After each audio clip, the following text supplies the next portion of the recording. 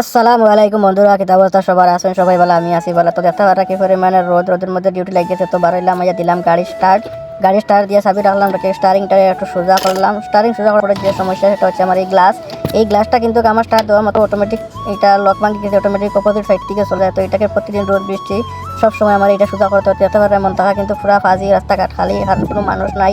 তো ডিউটি লাগতে কিতা করবে যাইতে তো তো আমি রাস্তার মধ্যে বারোইছি।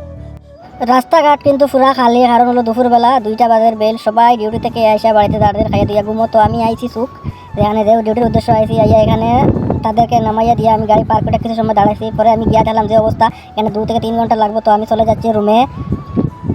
ঈদও রাত, তাই রাস্তাঘাটে যে পরিমাণের জাম, তাই জাম থেকে বাড়ার জন্য একটু ফাঁকি দিয়া উঠে গেলাম হাইওয়ে উঠিয়া কিন্তু হাইওয়ে পুরা ফাঁদে দিলাম একটু স্পিড, যদিও লিমিটের মধ্যে।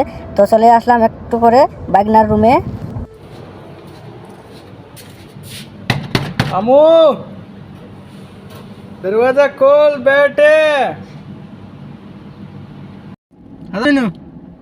बोली शट अप यू। তো বাইক না রুমে কতক্ষণ বোয়ার পরে যে ডিউটি লাগলো, ম্যাডামে কল দিছে তাদেরকে নিয়ে চুল কাটা যাওয়ার জন্য। তো আমি কইছি ওইখানে অনেক জাম, অনেক সময় লাগবে। তো কইছে যা এখানে পাশে আছে একটা সেলুন, ওখানে চুল কাটাই লইয়া। তো তাদেরকে চুল কাটানি দিয়ে আমি আইছি এই বাইকনার রুমে। কিছু সময় বুয়ার পরে দেখলাম বাইক না গাড়ি দিতে আছে তার। তো ভাবলাম আমি আমার গাড়িটা সুন্দর করে একটু দই, একটু সময় আছিল। তো তাই ভাবলাম গাড়িটা সুন্দর করে দই, কারণ সামনে ঈদের আগে গাড়িটার একটু দোয়ার দরকার। তো আমি দেখতে পারতাম গাড়িটা একটু সুন্দর করে জল মারিয়ে গাড়িটারে দইলাম।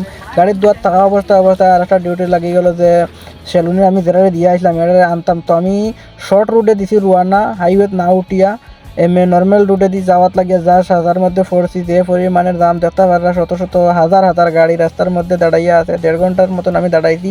তারপরে গিয়ে এই ডিউটিটা আমি শেষ দিছি। এই ডিউটি শেষ দিয়ে পরে লাগছে আর ডিউটি, সেটা হইলো মিষ্টি জাতীয় জিনিস। তারা এইগুলা কয় হালাও, তাদের বোনের বাড়িতে নিয়ে দিতে 5-6 জায়গার লোকেশন দিছে, নতুন জায়গায় এগুলো নিয়ে দিয়ে দিছি। তো আজকের ভিডিও এতটুকু, ভালো লাগলে লাইক কমেন্ট করবা, পরবর্তী ভিডিওর জন্য অপেক্ষা করবা।